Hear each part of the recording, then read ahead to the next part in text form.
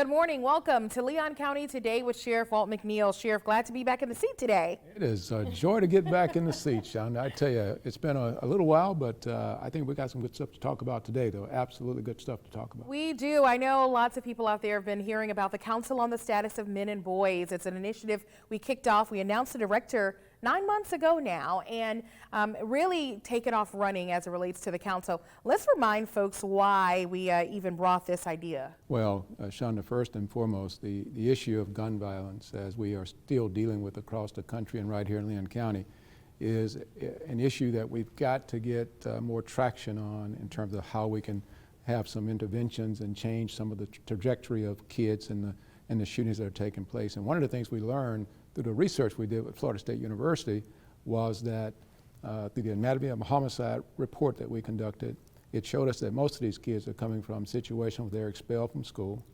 and are suspended in school and are engaged with gangs in those communities that they live in, particularly the 32304 zip code. And so we are working on how can we have a sustainable process by which we identify and work with these youth we identify in our school system who are likely to be engaged in some type of crime in our community, particularly gun violence. And we thought about that a good bit and came up with what we call the Council on the Status of Men and Boys. And what that's all about is trying to make sure we identify the youth in our community and the families in our community. I don't want to get that lost in here. We're talking about families that are in the 32304 zip code mostly, and kids who are in impoverished situations for the most part, and kids that some have learning disabilities and those kind of issues.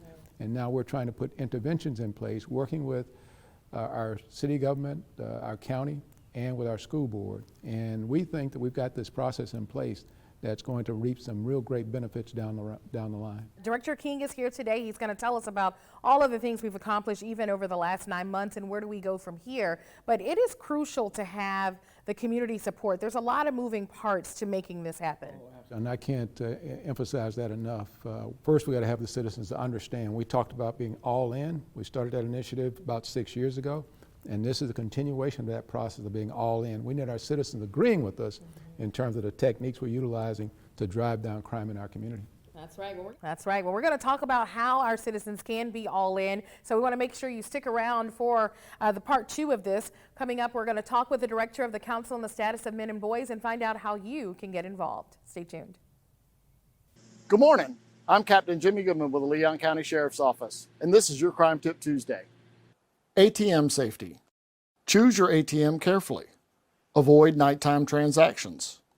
Always be aware of your surroundings. Lock your doors at drive-through ATMs. Look for card skimmers. Cover your hand while entering your PIN number. Do not count money at the ATM. Have a great week. Stay safe out there. Start your new career as a corrections officer at one of the state's most innovative agencies, the Leon County Sheriff's Office. You get a lot of support, a lot of opportunities to train, to move up. Work with state-of-the-art technology. Every day is something different. Starting pay is $46,000 a year with amazing benefits. You're not working as much overtime here. You're not as stressed out. A better work-life balance with more time off. It's very rewarding. Join the family. Apply today at leoncountysO.com. Welcome back. Joining me now is Executive Director of Council on the Status of Men and Boys, Royle King. Royle, you've hit the ground running with the council.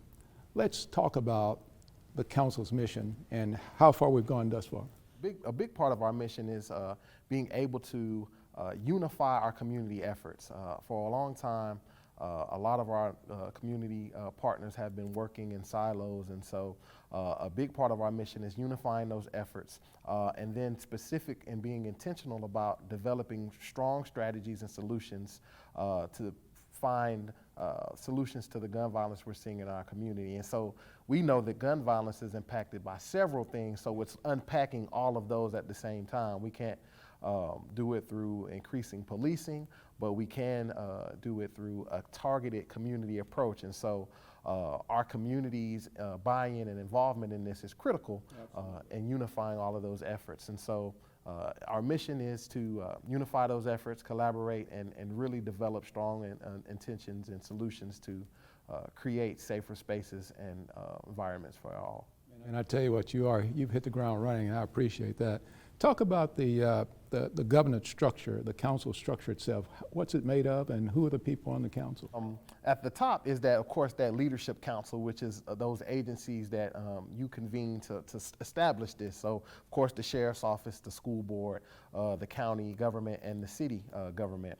And then under that is our governing body, which is made up of several citizens who had applied, representing different aspects of our community, religious, faith-based community, those who were running mentoring programs or had ran programs for youth and mentoring boys, social workers, as well as educators who work with the populations and families we know we need to really look at working with. And so I don't want to name one and not name all, but we've got 14 people who are represent various aspects of our communities, all bringing strong knowledge and experience to their own lanes of expertise to be able to really unpack some of those things that I mentioned in the mission that are barriers for us.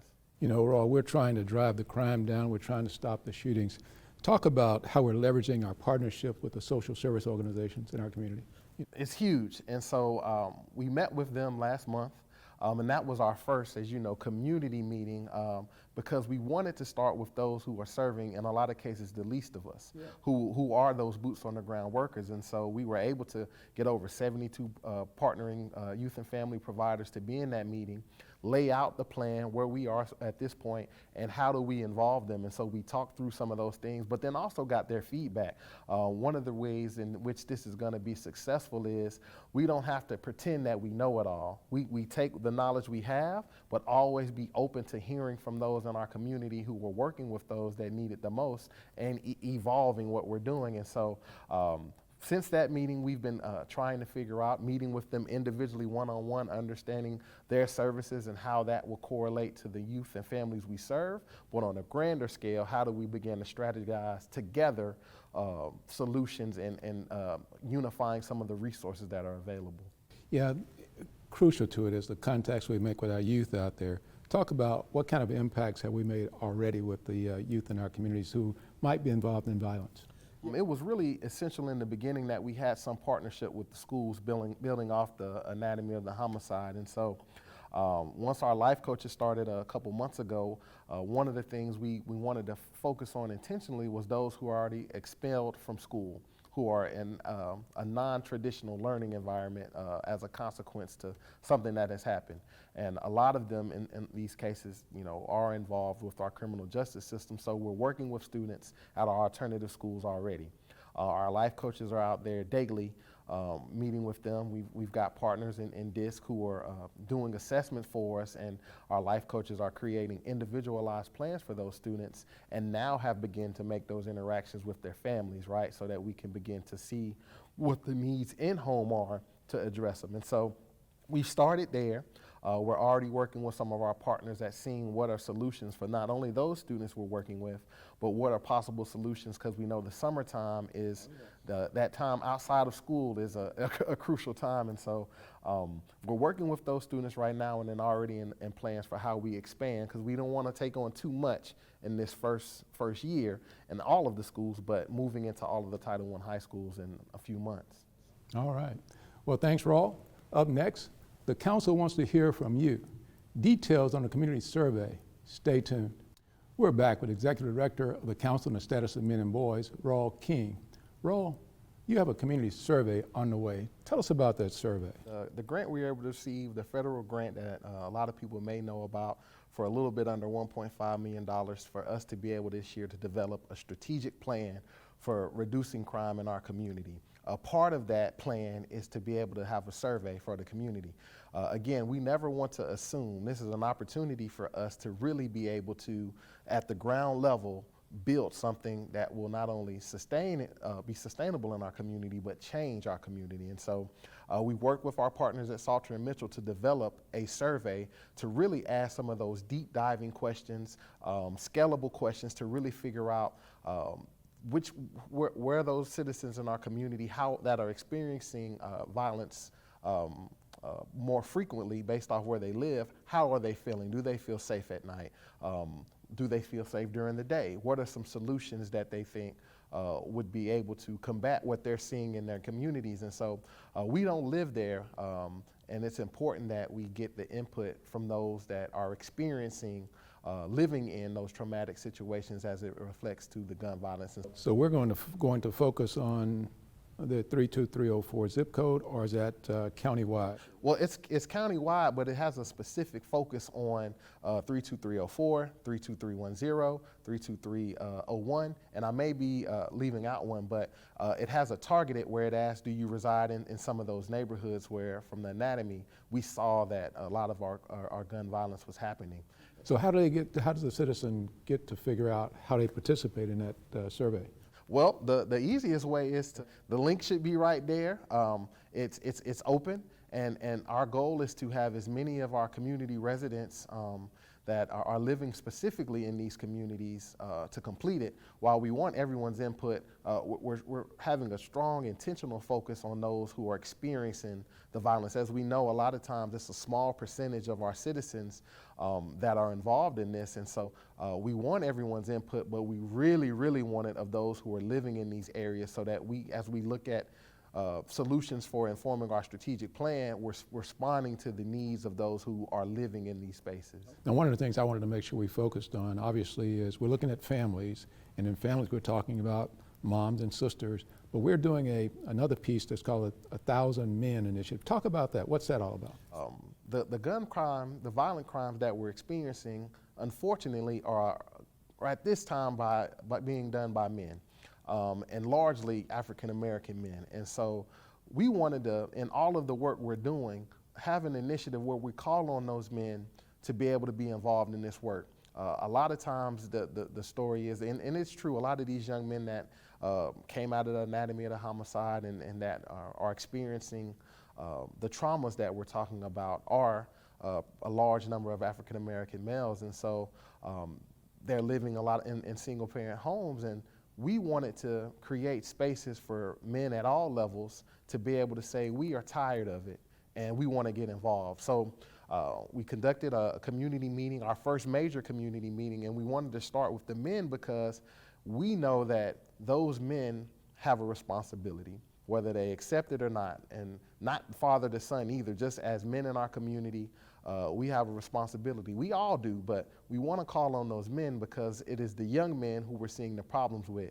And if we can get men to be involved in this work, changing some of those dynamics of what those boys are seeing daily in the home, that is a small step in not only increasing opportunities for those individual young men, but uniting men in our community to be able to do more together.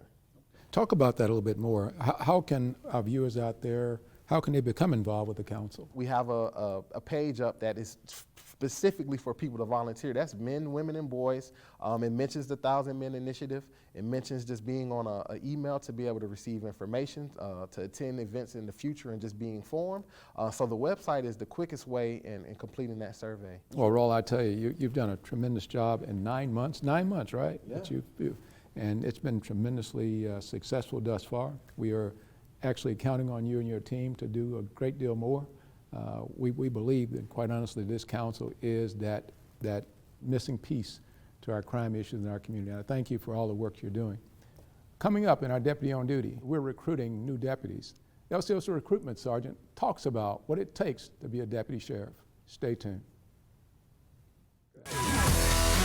Start your new career as a corrections officer at one of the state's most innovative agencies, the Leon County Sheriff's Office. You get a lot of support, a lot of opportunities to train, to move up. Work with state-of-the-art technology. Every day is something different. Starting pay is $46,000 a year with amazing benefits. You're not working as much overtime here. You're not as stressed out. A better work-life balance with more time off. It's very rewarding. Join the family. Apply today at leoncountyso.com. On this episode of Leon County Today's Deputy on Duty, we're on the job with LCSO's law enforcement recruiter, Sergeant Sean Edwards. I'm actually getting that opportunity to play an important part in shaping the agency for years to come. Edwards is a Marine veteran. He started his career with LCSO in 2003 and has served in several units, which include detention facility housing and medical security, 3 tours on uniform patrol, school resource, the warrants unit. Edwards also served as an explorer advisor, a detective in the property crimes unit, and served most recently as a field training officer, too. That's how I like to say I'm having fun with it, because if you're having fun, you're not necessarily believe you're working. Now, he's accepted the challenge of recruiting the best and brightest candidates to join the Leon County Sheriff's Office. I'm the agency recruiter. I have the best opportunity in the world to affect change. I can actually go out and have a hand in bringing those individuals I think that will help our agency, those good individuals, the good candidates. I don't have to sit back and wait and see what type of candidate shows up. Sergeant Edwards explains he takes pride in his new role, so much so you can say he's a walking billboard for the agency. Every day is different, and recruiting is a nonstop job. You never know who you may come in contact with, who you may meet. I have a truck, I have a vehicle, has my picture on it. It says we're recruiting. I could be at a stoplight, someone looks over, hey, roll my window down, hey, how do I get a job? Well, guess what? Call this number. It comes directly to me. Hey, we can talk, we'll see about getting you a job. And with so many changes in today's workforce, Edwards says recruiting for law enforcement is truly challenging and comes with some unique obstacles. But he's the perfect person for the job because he's truly never met a stranger. So you have to also look at your audience, and you have to speak to your audience. And that's the key to his success. He takes every opportunity to tell his own story and finds unique ways to connect with future job applicants, no matter the setting. What got you into this? You know, man, I was kind of a wayward juvenile. Okay. You know, so I had a lot of interaction with law enforcement, believe it or not. But, I left. I went to the Marine Corps for 10 years. And it got me right, got the discipline that I needed. And so when I got out, it was kind of like a natural attraction to law enforcement. On this day, Sergeant Edwards was attending LCSO's Hispanic Resource Festival and took the opportunity to learn more about an 18-year-old barber student and potential future prospect. I'm going to give you one of my cards. It has the website and stuff, but it also has my direct number. Edwards says making connections like this is priceless, and it's also a chance to help bridge the gap between law enforcement and the community. So you can get someone anywhere, it does not matter. And I'm the type of recruiter, I enjoy what I'm doing. I'm very engaged. Sergeant Edwards says being focused and engaged is part of his legacy of his 2-decade career in law enforcement. So when he's having those conversations, he knows exactly how to steer them back to just how rewarding a career like this has been to him and his family. I would say the younger generation are interested in the technology, interested in, what type of equipment am I going to get? The $1 million question everyone wants to know. How much are we going to get paid? Things like that. As you move up in an older generation or a veteran, they're more interested in pay, interested in equipment, but they are more than often than not interested in benefits. As far as what's next for Sergeant Edwards, I'm enjoying what I'm doing. I'm going to keep on going, but nothing is forever. There's going to be one day when, I hang up my gun belt. he says it's still way too early to think about retirement. His goal now is to do all he can to attract people just like you to come over and start their career with the Leon County Sheriff's Office. Because people think you have to go to big hiring expos, or I have to go down to an academy to get a person. A person could be walking along the street right now and just decide that they've always been thinking about it, but today is the day. I'm actually going to do it. Or if you know someone who could be a good fit for the Sheriff's Office, encourage them to reach out to Sergeant Edwards right now. You can find details on our website, leoncountyso.com. For Leon County Today, I'm Angela Green. Welcome back to Leon County Today with Sheriff Walt McNeil. Sheriff, hearing from Sergeant Edwards, he really gets geared up about the recruitment aspect. Well, he is a military guy, as you know, and he is all business, and we have the right person out there recruiting for us. I saw him over at Florida A&M University and recruiting there with kids from all over the country there, and families got kids from all over the place. So we were trying to make sure that we got every possible kid we possibly can to come to Leon County Sheriff's Office, and I'm hopeful that we got some, but Edwards is doing a tremendously great job for us. Yeah, we got those recruitment ads. Folks out there may have seen those, but deputies' starting salaries at $50,000. So we're really trying to be competitive with the market, and we will train you as well. Absolutely. $50,000 is what we're starting at, but once you get on board with us and you go through the training, we're going to boost you up there a little bit. So we're very competitive. So you're out there looking for a job in law enforcement, corrections, or road patrol, Leon County Sheriff's Office is the place to be. In the Council on the Status of Men and Boys, 9 months, it's come a long way in developing out this plan. I think there are other communities really looking to see what's going to come of this, and we're really looking to make some real strides. This is unique in its application. No one else is doing what we're doing right here in Leon County, and I believe we got the right person leading it, Royle King, a brilliant young man who understands the dynamics of youth in our community, and I think we're going to see some benefits that are derived fairly quickly. I know we're 9 months into it, but I suspect 9 months from now, the citizens will be very happy to see what we're building here in our community. Thank you, Sheriff. And we want to thank you all for tuning in for another episode. We'll see you back here next week.